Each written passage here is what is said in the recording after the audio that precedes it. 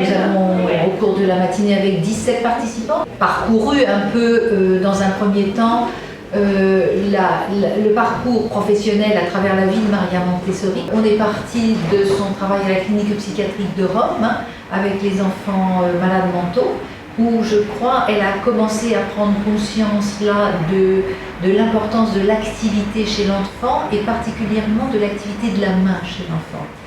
Et puis après on a évoqué, peut-être même un peu plus qu'évoqué, son travail à l'école orthophrénique avec les enfants déficients cette fois. Et on a fait référence aux travaux d'Itard, aux travaux d'Édouard Seguin, sur lesquels elle s'est énormément appuyée, et puisqu'elle a repris le matériel d'Édouard Seguin pour développer sa propre pédagogie à San Lorenzo. Alors ensuite, on a parlé de l'expérience de San Lorenzo et des découvertes qu'elle y a fait à partir du matériel d'Édouard Seguin. Donc San Lorenzo, cette fois-ci, ce n'était plus des enfants malades mentaux, ni même des enfants déficients d'âge scolaire, mais c'était des enfants d'âge préscolaire, c'est-à-dire des petits-enfants de 3 à 6 ans. Et là, ce qu'elle a découvert chez ces enfants, c'est ce qu'elle revendique, en tout cas, comme sa contribution expérimentale, on va dire, aux sciences de l'éducation. Eh bien, c'est le phénomène de l'attention chez l'enfant, ce qu'elle nomme la polarisation de l'attention, avec sa conséquence, qui est le développement du sens social chez l'enfant, et la transposition des périodes sensibles de la biologie à la psychologie. Voilà, ça, je crois que c'est au cœur de la pédagogie Montessori aujourd'hui. Ensuite, eh bien, on a fait un grand bond dans l'histoire et on a quand même développé aussi sa conceptualisation de l'éducation cosmique, c'est-à-dire comment est-ce que nous travaillons à l'école élémentaire avec les enfants à partir des 5 grandes histoires que sont l'histoire de la formation de l'univers, la formation du système solaire et de la Terre, l'histoire de la vie, l'apparition de la vie sur la Terre, l'histoire de l'homme, à quel moment l'homme est apparu, le développement à travers le temps et le développement des civilisations, l'histoire de l'écriture et l'histoire des mathématiques. Et j'ai essayé de leur montrer en quoi et comment tout le programme de l'école élémentaire s'étaye pendant 6 ans sur ces 5 grandes histoires et comment cela donne lieu à des travaux de recherche, à des expériences, à toute une activité finalement transdisciplinaire autour de ces 5 grandes histoires.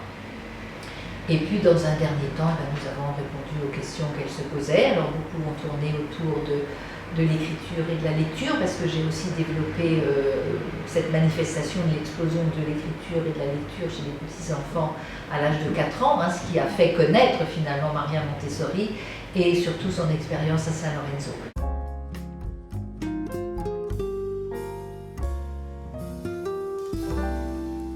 D'abord, je dirais que l'éducation Montessori, c'est l'éducation comme une élève. Ça, je crois que c'est la vision de l'éducation.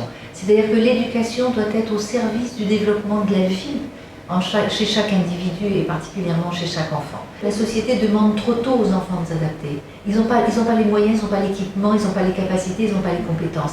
Donc, tant qu'ils n'ont pas acquis toutes les caractéristiques d'un être humain, et elles sont acquises à la fin de l'adolescence, eh bien c'est l'environnement qui doit être adapté à l'enfant et pas le contraire.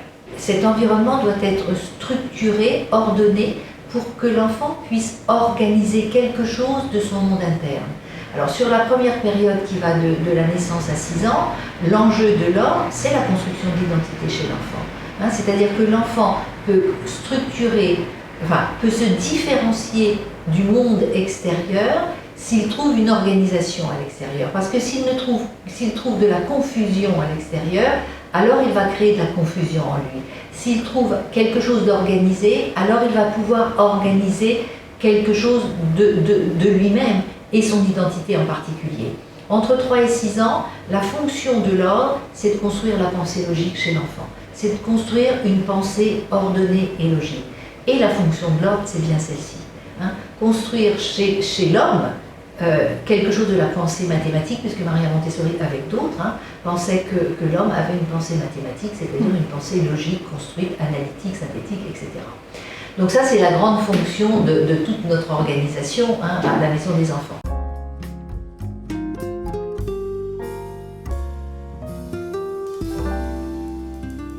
Le matériel de vie pratique, ce sont des objets de la vie quotidienne qui sont donnés, adaptés à la taille et à la force des enfants et qui leur sont donnés pour l'adaptation à l'environnement, certainement, mais aussi pour qu'ils puissent raffiner, perfectionner leur mouvement, avec comme hypothèse que le mouvement est l'expression de la vie psychique et en même temps, c'est par le mouvement que la vie psychique, c'est-à-dire la pensée chez l'enfant, se construit.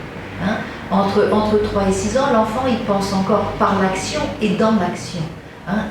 Et il lui faut cette éducation-là, on va dire, pour qu'il arrive véritablement à un mouvement de pensée, parce que la finalité du mouvement, c'est quand même le mouvement de pensée. Et un enfant qu'on empêche de bouger, mais d'avoir une activité avec un but défini, c'est aussi un enfant qu'on empêche de penser quelque part.